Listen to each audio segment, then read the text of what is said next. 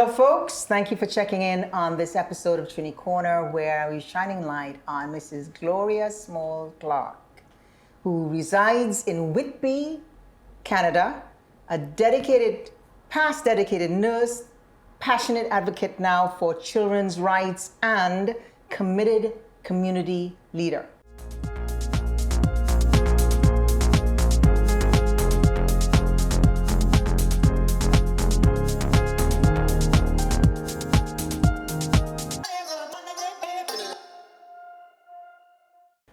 Hello, folks. Welcome to Trini Corner.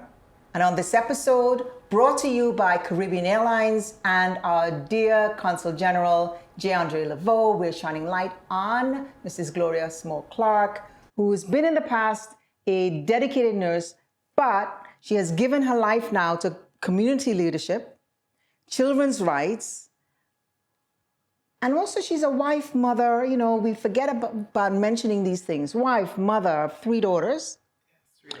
Foster parent to many and grandmother to many, I am sure.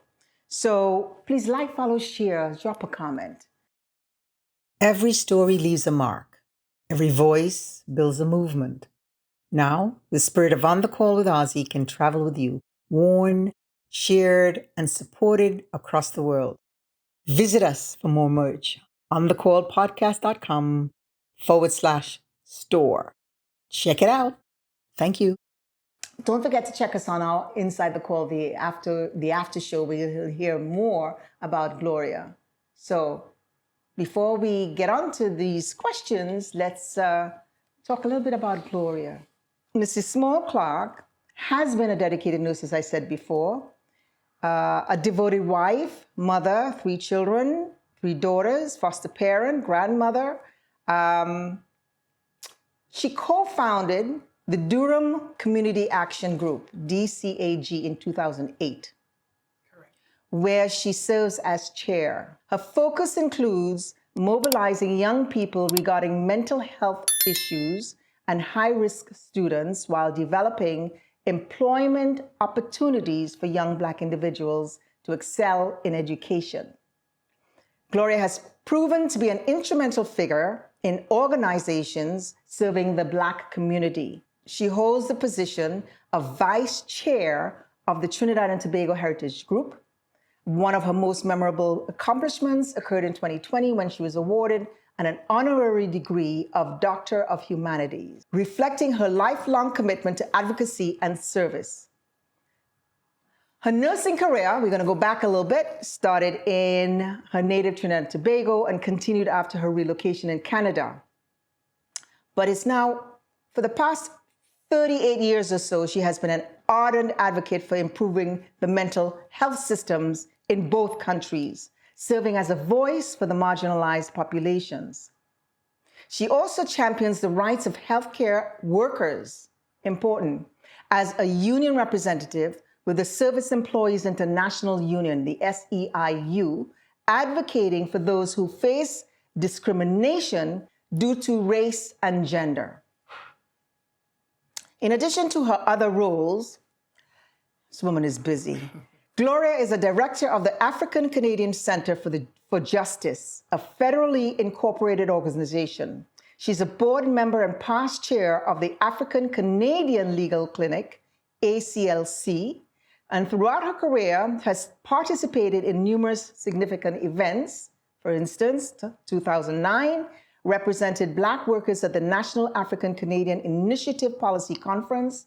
In 2011, was part of the International African Diaspora Heritage Conference, marking the official inauguration of the Africville Church and the Black Museum. In 2012, busy, one year after another. In 2012, she represented Ontario at the United Nations in Geneva as the Canadian Observer for Children's Rights. And that same year was honored in the commemorative book, Trinidad and Tobago in Canada, Together We Aspire, Together We Achieve. Her community contributions continue to be recognized over the years. In 2014, Gloria participated as an observer at the United Nations General Assembly in Manhattan, which launched the International Decade for People of African Descent. And in 2018, She was nominated as one of the 100 accomplished Black Canadian women, a testament to her impact across various sectors, including health, education, and community service.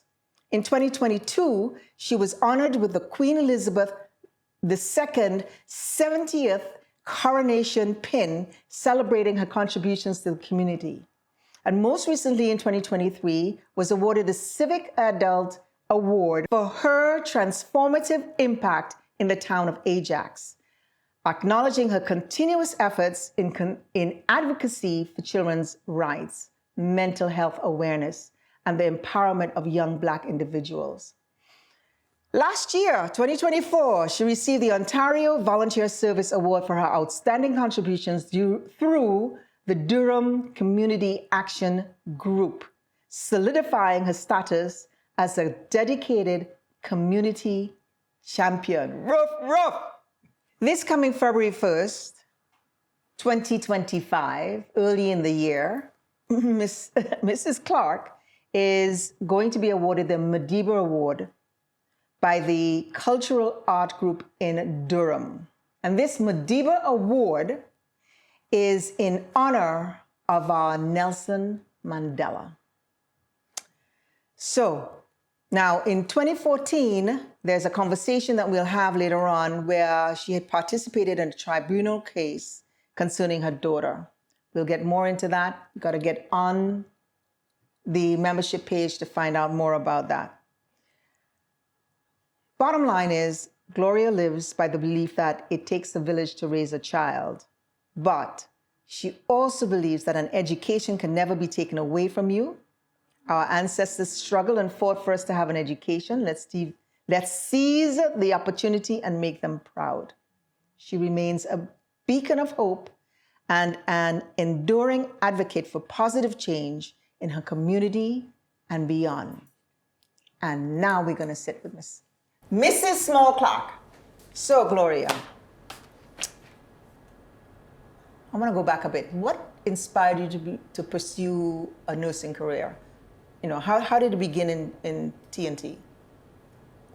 I had no knowledge of becoming a nurse. It was never something that I want to do. I was very scornful, so I know that is something that I would not touch. Yeah. And I wanted to be a police. And trust me, being a police means that I just wanted to be a police for fast drivers. Now, how does that look? I really wanted to ticket them. I really wanted to take them to court Right. for fast. Right. Because I Yes. find the speeding was something Yes. that in Trinidad, it Yes. was like reckless. Right. So that's why I wanted to become a police. And I made an attempt twice to get into the police force. I failed. They said I had flat feet. So I was like, okay. And I really wanted to be a police. Yeah. I really was passionate. So what was that turn? So the turn was, for whatever reason, the God that I serve decided that he's going to get me to that place. So I got a letter saying that I have been selected to join the nursing. Never apply, don't know where this letter came from, but it came home to my house. And I went for this interview. The person who interviewed me, who was the person that going to interview me, her name is Nurse Wheeler. And I got there to the interview. I had on red pants, a cream top, and I reached early for the interview. So when she saw me, she said to me, "Could I come?" And she called me, very, very gentle person, and she said, "That pants you have on, is it okay if you get a skirt?" So I had to go down Charlotte Street because the interview was in Port of Spain General. So I had to go down Charlotte Street and get myself a skirt. I didn't like how the skirt looked, but it was a skirt. I already had the stockings under the pants, so that was okay. So I got the skirt, came back, and she said, and it was a nice pants. It was a nice dress pants, but she did not want me in the pants. And this was for the interview. And this was for the interview. And she was interviewing you and for the she, job. along with two other, I think she was a sister, maybe the matron or whoever. It's so long, since 1981, sorry. And I did so. And then I got back the news that I was successful. So then from there I did the exam. And you have to know, I live in St. James, so I used to pass that hospital. And I have the guys who were living in the hospital at that time. They would ask me as a kid, go across the road. So I'll take the little penny, go across the road, buy the cigarette or buy the sweets and go back, not knowing that I was going to be inside of that place. You said 1981? 1981. Can you discuss some of the challenges you faced when transitioning? Because you were doing nursing there and you came to Canada and you continued nursing. Yeah. What were the challenges when you got here? Or were there? I wouldn't say I had much challenge because coming out from there, you just have to do your transit. Once it's accepted, then you just do the exam. You don't even need to go back to school. You just do the exam. Okay. Question for you. When we West Indians, I'm going to say it loudly, when we West Indians come to the US or Canada, we seem to be far ahead in our knowledge because we have very theoretical knowledge, I feel, when we study in the West Indies. How was your knowledge in terms, how was the exam for you? Was it easy, hard? Oh no, the exam was very hard for me, I must say, because I am a person who like writing. I'm not a multiple choice person. Okay. So it was hard for me because I failed the first time. And I had to go back, go through, get all the books that they need for you to learn to be set up to do that particular multiple choice. And the multiple choice takes about, I would say, 4 to 5 hours that you are doing these multiple choice. And everything looks the same. Right. I mean, even though common entrance, it was common entrance in our time, but this was a lot of questions. Right. The way how you were trained as a nurse, I guess, Trinidad and Tobago and the Caribbean is quite different because we do a lot, we do writing, like we do write, essays, like they will ask you, how do you format some like medication or what's the proteins, and you have to break it down in your own. So I am good with that point form, and but the multiple choice I was done, and so then I went back again, and my score was like over 500. I made one something, and the second time I made over 501. So lovely. As an advocate for children's rights, what specific experiences have profoundly shaped your commitment to the cause? For me, I can say, growing up, there were a lot of abuse, I would say, within families, and I'm speaking about families, like listening to stories on families. Mother or father passed away, a child is given over to family members, and the abuse could be neglect in so many different ways. I wouldn't say that they don't care, but there was a lot of neglect within families. Like you can see where step parents, whether it's male or it was like, because it's not your kid, it was a different sort of treatment rather than treating everyone equal. Coming here too, the children's aids, it was like, wow. Children taken away from their families, put into children's aid. And what happens is these kids, they are no better off than when they were in their homes.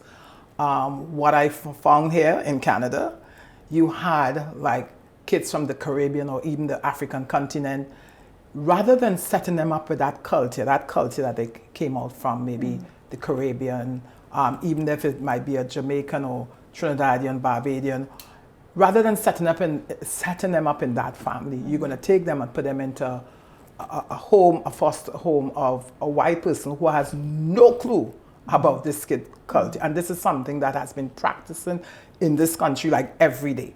Like you will hear children, and the things that these children, it's like simple things that you can sit with a child or with a parent and say, okay, you may not be aware, but this is our culture in Canada. And then I can say to you, okay, but this is what we do in Trinidad and Tobago. Like we can say, and I can give you a situation that came up. I would say to my child, if you don't sit down, I'm going to spank you, or you know. But so sit with me and let me explain to you what it looks like for me coming here. I'm willing to make some changes, but you have not sat with me. You decide to take my kid, and somebody can call and say, well, this child is being abused, without really sitting or getting to the bottom of the story. Because kids have their own ideas too. Children can fabricate their own story by themselves. So rather than paying attention, is this true or is this not true? You have bought the story, and buying that story without really sitting with the parents or whoever, the guardian or whoever, you take this child into the foster home. Then you put it in this home. This home of this child have no clue of like the foods, the medication, the way how they, the language, the way how they may, you know, certain ways they might, you know, respond to you. So those, after seeing a number of those things, you just had to get Very involved. serious. How did the food pantry begin, and what is the status of it presently? The food pantry began, I would say, about over 2 years now. I became part of an organization with my friend who also came from Trinidad as a nurse, Marilyn Daniel Awang. And Marilyn, she does international mission work. We're taking beds and different things to Africa, to the Caribbean, donating. So she reached out to me and asked me if I can come and see the medical stuff that they had. The interest was to send these medical stuff to Trinidad and Tobago. So her and myself went to the place where we have all these, a warehouse, and we look at it and we say, okay, this for Trinidad, that for Trinidad. And while there, I said to her, you're sending everything to all these different countries. What about Canada? We are in need here too. Like, we are in need. And she said, okay, but we did send the other stuff to Trinidad. Trinidad and Tobago was the only place at that time under that government that did not receive it. They were the ones saying that they need to have an invoice, they need to, different stuff they were saying. And we said, you know something, we'll send it to Barbados. Barbados said accepted it. But Trinidad was not like, and it was new stuff, brand new hospital stuff. And that was 2 trailers we sent. So after that, Marilyn said, okay, I'm gonna organize for get you stuff that we can do some food to help out Durham. And it did happen. And that happened in the COVID time. We got $25,000 worth of food. So we did a big food distribution at a church revival time. We did this huge food distribution. We had, over 600 people that were coming for food during the COVID time. But what happened is that we had this little office in Oshawa, and when all that food is distributed, we had no place to put the rest. So we were just pretty much like just giving away food or dropping off food different places. And then it came in my spirit that we should have a place to put this food. So if people come in to see us with a matter, at least they can get a bag of food and just take it away. And that happened. In the little space we had, the owner said that we could not contain that food because of the mice and stuff, and it was more office setting there. And again, with me in operating, the Lord just directing me. I called the owner of this place where we are now, and I said to him, I need a place to put, to do, we need a bigger space. And he said, I was waiting to know when you were going to call me. And it was like $2,000 we had to pay. And I got somebody to come in to share the place, but then it didn't work out. That marriage did not work out well because one was another type of business and we were about the community. Right. So. And this building in itself is a historical building. It's a historic. This was built in 1877. So he actually embraced us. He welcomed us. And we started off just in one room. And I can tell you today, we have fed must be how much thousands of people. And we do large food distribution every 3 months, which we distribute over, I would say, over 2,000 to 3,000 people. And this is also organizations that come for food, churches that come for food to take back to their families, the community, the church people, the mosque, the Muslims. Because our organization is open to everyone. Especially when dealing with food. Right. And you must know that right now in Canada, we have a serious shortage of food. We have families who cannot afford it. We had refugees. We took in over maybe 5,000 refugees that flooded this place. We had over 2,000 in Durham. So our organization, along with a shelter, became the family, the hope for these families. So we were just and continue to meet the needs, not just for the refugees. We have seniors who is shut in. We have seniors who is on small incomes, like their pension. They retired since 20 years ago. They're still getting the same pension at $300 plus $3 to top up. And the rest, what happens? They have no money to buy food. So this is some of the issues that we are faced with now. So the pantry now have expanded and growing. And every 2 weeks, we serve over 300 people. Families that come. Right. It's an ongoing, like today or maybe tomorrow. Even though we are not operating, we had to even sort of close up 1 week in order to sort of accumulate food because we were not stopping. How do you approach the issue of mental health among young people? You personally, what strategies have you found to be most effective? Because that's a very dicey area. It's very dicey, but I'll tell you, working in a setting, and I'm not going to call the hospital name, what I find is that one time, and I go in there because I have to come back to what the question, I find the black kids or the males, I don't find we were really assessed properly. And it's something that I have been advocating in the earlier times. And I say that because working in a forensic setting, at that time, not now, but before, you find the whites, young kids, they were assessed for maybe criminally not responsible, whereby our kids, which is the black family, having mental issues, they were taken to jail. And it's a bit corrected now because now, and it still more improvement need to be done because for me working in a forensic setting and I saying, okay, this one is not responsible, that's a white kid. This one is criminally responsible, that's a black kid. And criminally responsible means that you aware of the act, you purposely did it, so you go into jail. So the white kid was the one who remained not free because he's able to stay in that hospital or that setting for a period of time until he is able to give permission to go back home. While the black kid or kids remain in the jail.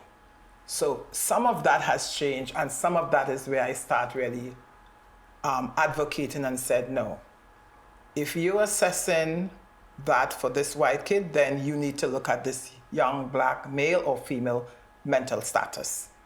And a lot of, with the other part that you just spoke, a lot of testing in the sense of the background, the history. Right.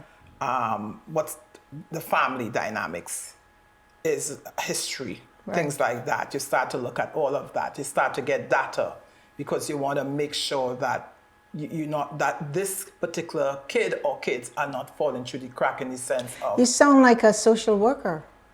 It seems like because you're going back in the background. That's a lot. That's a big job.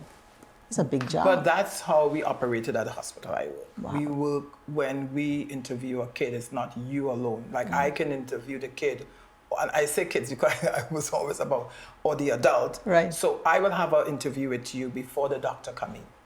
So, for instance, you came in on a Form 1.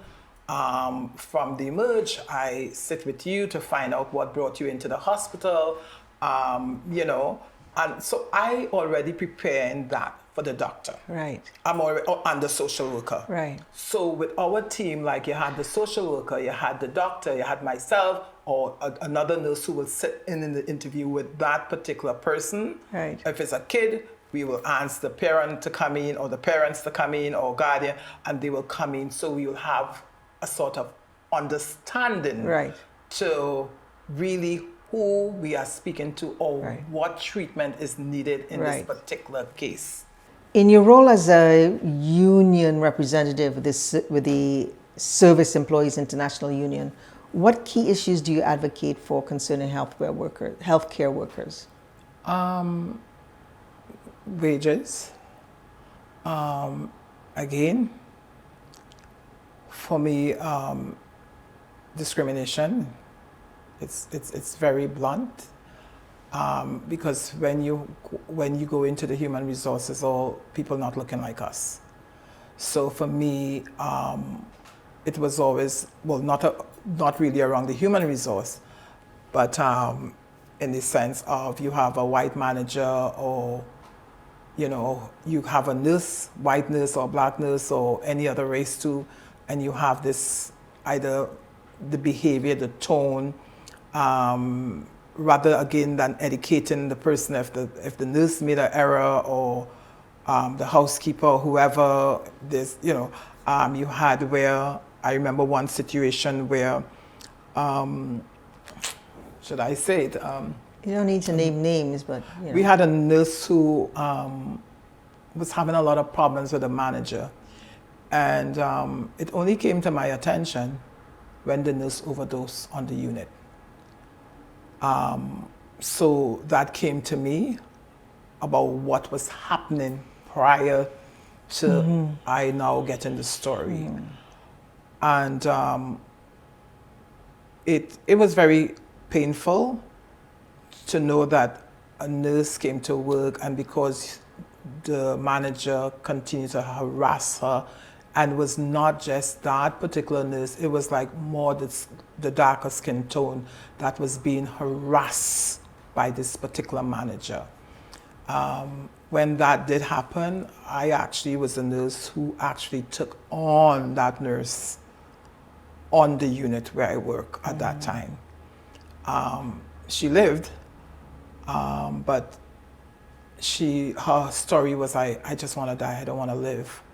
And when I got to the bottom of the story, and plus some of the nurses will come in to see her, and I advocated, I called the manager and I called the human resource occupational, I said, this nurse is not going to be on this unit. What they did, they said that no information is to be given out about this nurse being on the unit. But how could you say that when all the nurses from her unit is coming down to see her? There is no privacy. Everybody is, it was that kind of behavior that was going on.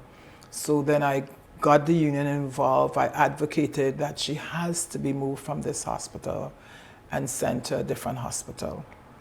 I was off that Monday, and I made sure that I got myself on, and I was able to get that patient transferred from the hospital, off the unit, to a different hospital where I myself I actually intervened from both levels, human being side, nurse side, every side, because privacy was breached at every level. As vice chair of the Trinidad and Tobago Heritage Group, what are your goals for promoting the culture and heritage of Trinidad and Tobago in Canada? My goals is to keep the Trinidad and Tobago flag flying high. What I have done, and just not me alone, so I'm not going to take credit like I alone had it going. We have Trinidad and Tobago heritage. We have brought a lot of different artists out of Trinidad, even down to Dr. Eric Williams' daughter. We had Erica come in here back in 2012. We did 100 years of Calypso recording. We have brought Tobago, the marriage of Tobago, what you call it, the Mariah dance. We did that. We brought Nelson 2012 for the 50th anniversary of Trinidad and Tobago. We did a huge gala that was at the Western Harbour Castle. We had over 1,000 people, and the whole team was allowing people to know what Trinidad and Tobago is for us who live in Canada. So we brought, at that time, deceased Pandey, the Prime Minister at that time. No, not at that time, you know, he was the Prime Minister before. We brought Spencer. We brought Mr. London. He came representing. We had a corner which Colin Williams came, and what Colin Williams did for us, and he came out from New York. He had a corner displaying Dr. Eric, the things that Dr. Eric did, you know, in the 50s to when he passed. That was a moment for us. We had the whole portrayal of the carnival, the artworks, the drumming, the tassa drumming, because people have to understand this is us. Yes. This is us. Yes. We live in a different time now, but this was us. I don't know about now, but the Indians and the blacks, we came together. We know about Husay, we know about making roti. So for us here, we showcase Trinidad. This is who we are. And which Nice we to did hear. everything. We did everything. 2014, as I said, we had the 100 years of the recording. We had Sparrow here too. We had, like, everyone came to Canada back in 2012, 2014, 2015. What about what's going to happen in 2025? Well, since the COVID, things has sort of changed a bit. We had boat rides. We still had boat rides, but again, COVID sort of slowed a lot of our events down in the sense of getting the people. And don't forget, look at my hair. A lot of our that particular age. Right. We are aging, but we're still having, you know. So what we are doing now is sort of bringing the young people in and allowing them to know, look, this is us, this is our heritage. We want you all to continue, let it, you know, growing and, you know. Who is telling the stories? Like, you know, David Boothman, right? And he is putting together this Renaissance Now project where he's letting people know that we need, as young ones, to listen to the elders who are getting up there, you know, to hear the words, the stories, etc. So we have this intergeneration where we sort of teaching the young ones, you know. So we have this like coming to Canada, what it felt like back in those days, and telling them, you know, all about the pan, all about things that we did, the bacon, saltfish. And for my household, the very kids that born here for me, they like bacon, saltfish. They have to get a bacon, saltfish, or the doubles or whatever.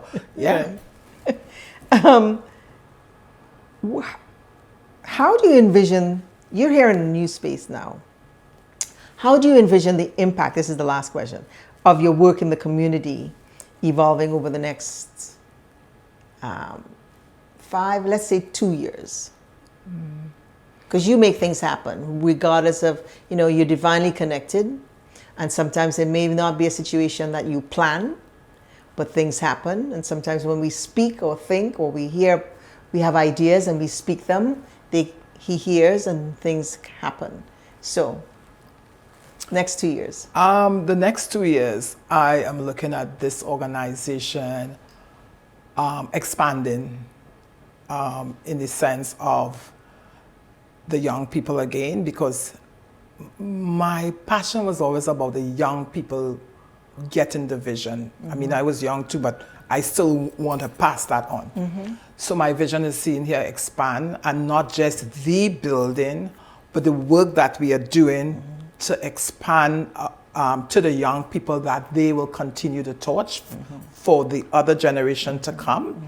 Because you don't want to have what God has built in you is a seed that needs to be, a seed that needs to grow. So you continue to mold it and, and water it and make sure that the vision is not lost. A lot of times our vision is lost when we don't, as you said, we don't see the next 2 years. I'm seeing next month and the next 2 years, and I'm looking at it as a brighter for our children, for our generation. You are tied into the African community. Big times. From Trinidad to here. Where do you see that particular partnership, collaboration, where do you see that heading? I think for me, I'm seeing it where we are working, like I am working with other organizations, not just us. I partner with a lot of organizations in making sure that the young people have an elder. So we're trying to form this elder where if you have a crisis, so that we can go back and say, look, this is what my organization, the crisis that we are facing. And they can this person can actually call a meeting and say, okay, this is what we need to do. So it would not die. I think that's a good thing. Someone their age is someone from whom they can get knowledge and whom they respect. Right. So like, for instance, we have a situation where we have a lot of missing boys. Missing black boys in Canada. So it's something that has been for about the past maybe a year or more missing. So we start to tap into one another. What is happening here? What is happening? The words start to get around. So one person, they just, okay, we need to have a town hall meeting. And that's what I'm speaking about. When something is happening, we need not to sit in our quiet little agency and say, oh, leave that alone. We need to send the alarm out. And the alarm means, let's get together. Something is happening. We need to fix it. So this is what I'm talking about. Just not, well, I run this organization, so I don't business. No. Right. When we need to come together and understand what is happening within. And put things in place so that to help remedy the situation in some way. So like, I need to know what's going on in Halifax. So not because I don't live in Halifax. I need to pay attention. So if Halifax is in a crisis, we need to come together as a committee and help Halifax to fix it. Right. That's what community is about. Yeah. Ladies and gentlemen, community, Mrs. Gloria Small-Clarke. Get in with us on the next conversation inside the call. Thank you very much for sticking around for this side, for this part. And thank you, Caribbean Airlines. Thank you, J. Andre Laveau. Thank you to Cheese, the OTC team. Every story leaves a mark. Every voice builds a movement. Now, the spirit of On the Call with Ozzie can travel with you, worn, shared, and supported across the world. Visit us for more merch on thecallpodcast.com/store. Check it out. Thank you. And as I always say, when you're on your beat, stay on the sunny side of the street safely, be mask conscious, still, I feel, kind to one another.